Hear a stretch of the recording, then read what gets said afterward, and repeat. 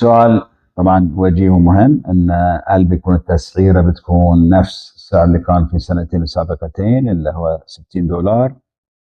الميزانيه تحسب على $60، او بيكون اكثر او بيكون اقل؟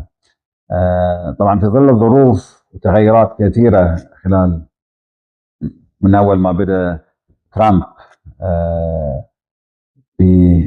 يناير 21 يناير من السنه هذه، يعني تغيرات كثيره صارت خصوصا في موضوع الخوف والتخوف ان السوق سينكمش عالميا، لان في الرسوم اللي سيطبقها ترامب على كل المحلات خصوصا الصين، ففي تاثير كبير جدا على ان هذا صار راح ياثر على سعر البترول في المستقبل. طبعا سعر البترول البرنت نزل، واليوم حسب اخر مؤشر اليوم شفناه انه دون ال70، يعني مده طويله جدا كنا احنا فوق ال70 و75 و80، بس اليوم دون ال70، وانا اتوقع انه راح ينزل اكثر في التخوفات الموجوده حاليا، زائد موضوع اوكرانيا ان الحرب تنتهي، هذا سيساهم في نزول سعر البترول، زائد اوبك بلس اللي هم اوبك زائد روسيا. طبعا اهم شيء في البلس هم روسيا، ان قرارهم انه في من 2 ابريل سيزيد انتاج البترول، فكل ما زاد انتاج البترول فهذا راح يضغط، لان في الطلب الموجود اكثر من الطلب، فراح ينزل سعر البترول. طبعا اكبر لاعب في الملعب من ناحيه استيراد البترول هم الصين، فاذا الصين في انكماش في الصين هذا سيؤثر على مدى ايش كثر الصين تطلب، فهاي كمان راح يضغط على سعر البترول. فسعر البترول يعني 100% سينزل اكثر من ما هو عليه اليوم، الا اذا صارت ترامب تراجع 180 درجه من كل الكلام اللي قاله، هذا يمكن بعد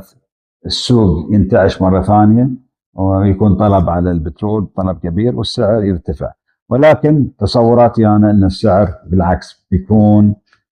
يعني خلال الفتره القادمه، يعني 6 شهور لسنه، ان بنكون دون ال60 بعد يعني. ولكن بعدين اظن من الضغوطات اللي في الداخل في امريكا من الشركات النفطيه في امريكا، لان هاي بيكون عندها مشكله ان السعر ينزل اكثر من هذه، فاظن هم اللي راح يضغطون على الاداره الامريكيه. في نفس الوقت لا ننسى ان الانتخابات الدوريه في امريكا السنه القادمه في نوفمبر سيؤثر كمان، لان معظم الظن ان الكونغرس يتحول الى الديمقراطيين مره اخرى، فبيكون ضغط حتى من التشريع رسم التشريع في امريكا على ترامب في مثل هذه الامور. فاتوقع ان السعر بيكون بين اليوم لمثلا اوغست فوق ال60، وبعدين راح ينزل ما دون ال60، بس ان كتسعيره مهم جدا ان في الميزانيه يكون شويه، يعني طبعا شيء راجع ونشوف اللي بيطلع، وان لا يكون تحت ال60، ان